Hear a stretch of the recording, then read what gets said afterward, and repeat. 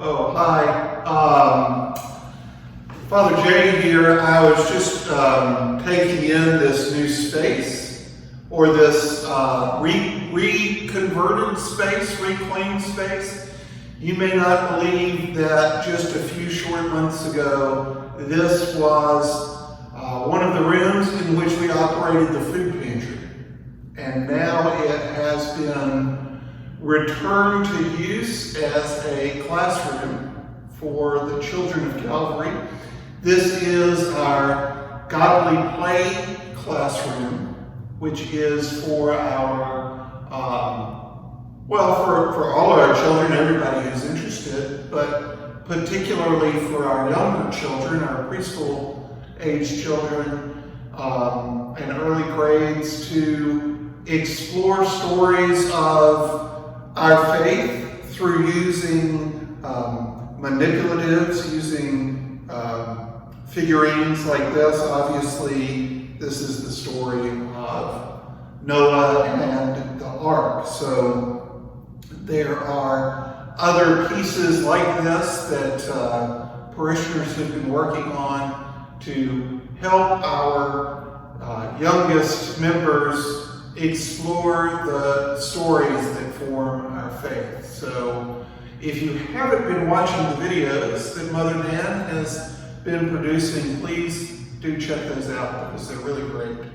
And this space is really great too, and we are grateful to our sexton, John Bailey, for all of his work in getting this ready, and everybody who has helped him get this space ready for our young people. We are preparing some other spaces here at Calvary. Some of you have been able to join us for our virtual or in-person town halls to talk about our plans for our use of the Calvary landscape, all of this property that we own. In particular, this is a map, a proposed map of how we might use the land here at Calvary, and we will post this on the website so you can take a look at it in detail there. But in particular, so here's the church here, and over here is the area that was cleared of those trees that were falling down on our neighbors. And so this is an area that we have particularly looked at, knowing that at some point in the future, we will want to have this area available for use as Churchyard, as a graveyard. So we want to have burial space available out here. But in the time between now and when it is used for that purpose, we can kind of focus on some other parts. So one of the things that is key in this plan is to continue to add trees to our campus. In particular, this area down here by Old Airport Road, there's a beautiful little area down there that's got a number of trees that I kind of refer to it as the Grove.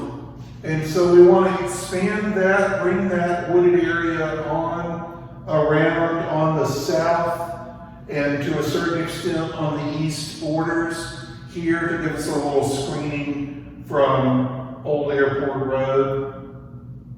Then to move up this direction and look at adding a rain garden. Not all of this will happen immediately, some of it will happen over time, but this space here would be a rain garden. That is a place that collects rainwater and uses biological methods, plantings, different things, to filter that rain and to let it flow out slowly so that it doesn't erode the stream bed coming out of here towards our neighbor's property. Going on up into this area, we have a significant portion of that area that was cleared, programmed as what we have called a pollinator meadow. You know, this is a fairly substantial piece of property, fairly substantial part of our campus. And so the plan is to open it up, to put in there some native species of flowers and so forth, and to use the mower to mow some paths through here, so it's a place where we can walk, it's a place where children can play, it's a place full of plants that will attract those bees and butterflies and different insects that work to pollinate the trees and fruit and all of those sorts of things in the area. All of those great pollinators that we know need places to come to and thrive in order to make the whole ecosystem healthy. So that would be happening here. And these paths then come on around. There's a hope that at some point we may be able to have a walking path that goes all the way around the campus, so that members of the parish or people from the community can come and enjoy the campus and get some exercise and move around.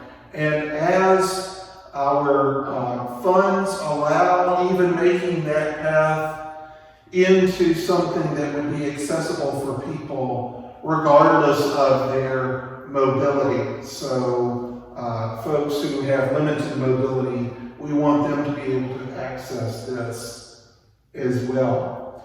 It comes here by this area where we have our labyrinth, and we certainly plan to preserve that labyrinth, to enhance this area, provide some trees and some plantings that will give it a little bit of shade, a little bit of privacy, and to install along the western side here a curved pergola, which would provide shade, would provide a screen, and provide a nice setting for our labyrinth there. And then that kind of merges into an open lawn kind of area where we can have outdoor worship services, where we can have youth activities, where we can have all sorts of things out here in this multi-use area.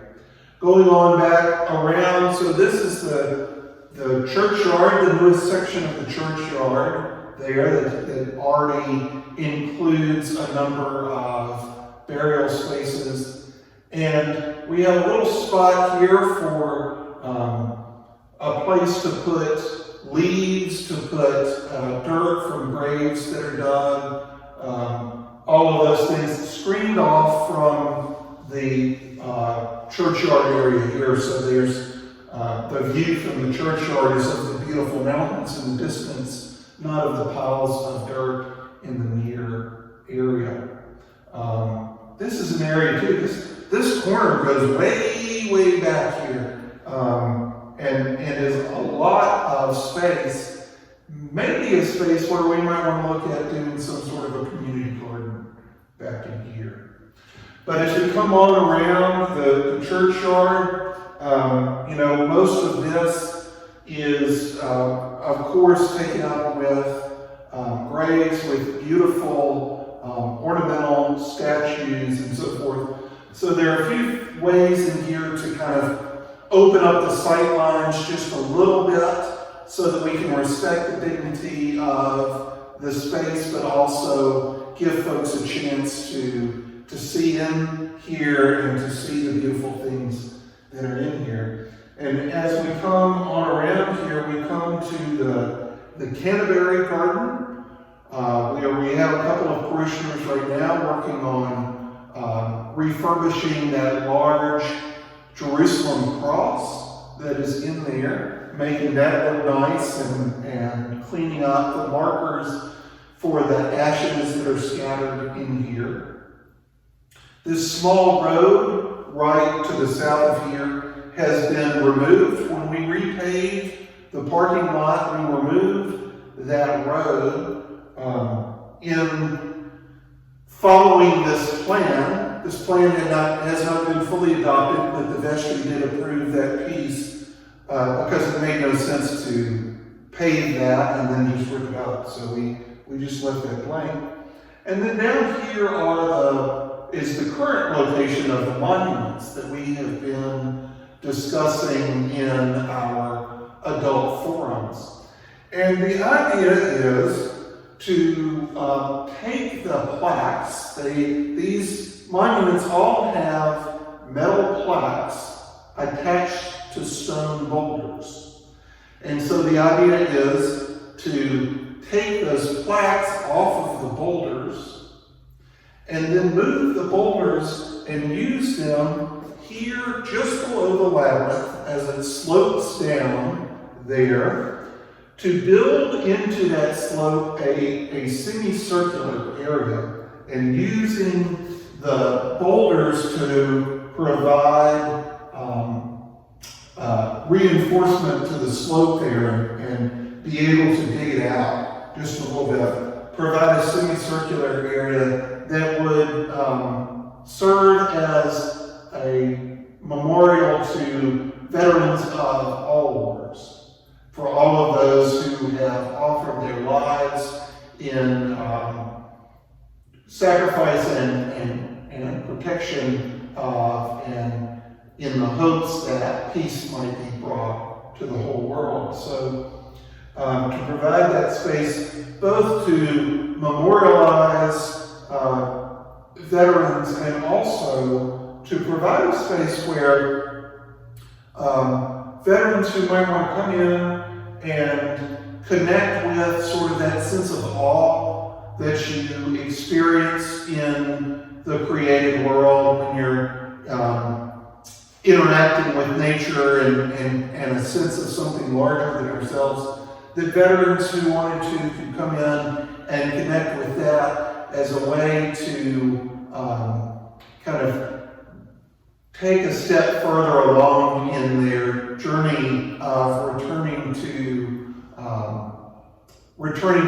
the community, going from a wartime stance to a peaceful stance, and using this space to do that. So that's the proposal for what to do with the stone from these monuments. And then we would take the plaques, the metal plaques, and set them in the churchyard, or perhaps in the Canterbury Garden, in some space. And we would need a group of people to help us think through how to do that in a way that's both respectful of those monuments and the people being memorialized, and reflective of who we are as a community today. So it may need a little bit of work in terms of signage or other things to kind of help set the context of what these memorials are.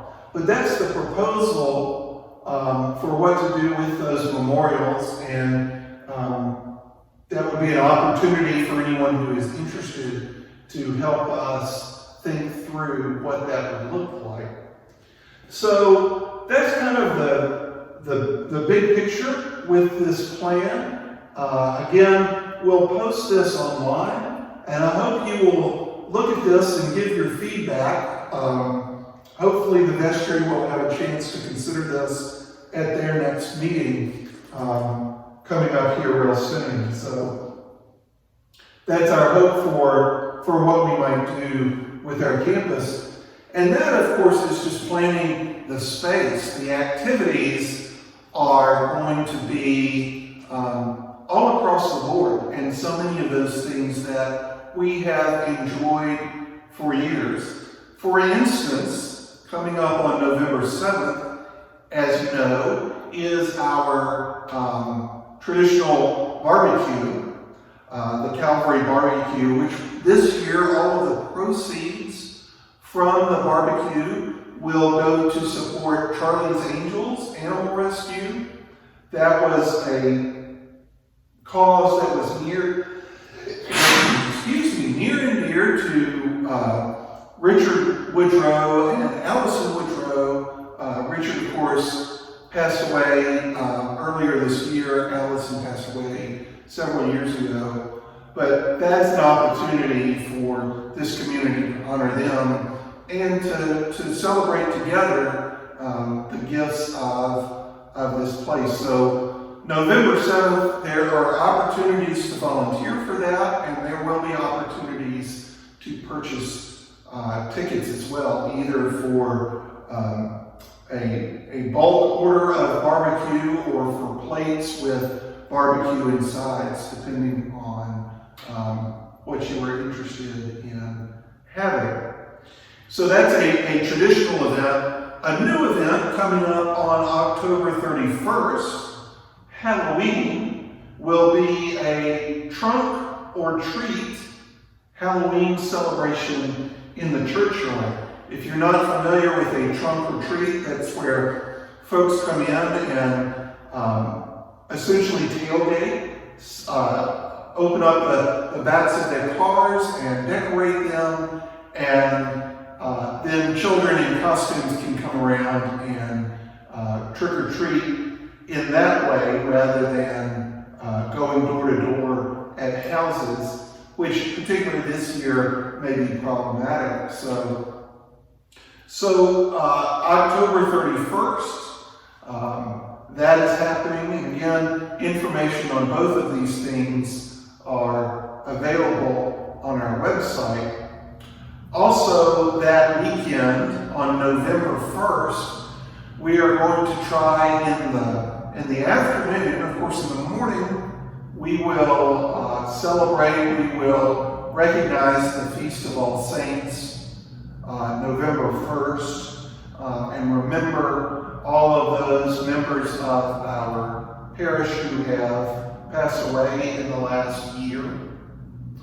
But then in the evening of November the 1st, or perhaps in the afternoon because it will be a little darker and a little cooler, but that afternoon we will have what might be our last outdoor celebration for a little while because it is getting cold. But we're going to try a Dias de los Muertos service. We'll have that actually in our churchyard. And so that is the Latinx celebration of the Day of the Dead, which is right there in the midst of All Saints and All Souls. So look both for Sunday morning worship, which we are grateful for everyone who joined us in person this last Sunday and online this last Sunday. And we will do that again this coming Sunday and hopefully for the Sundays following. But then on November the 1st in the afternoon, we will also have Dia de los Muertos. So keep your eyes open for those celebrations, and we will look forward to doing all of that and to having you with us. And in the meantime, may God bless you and keep you.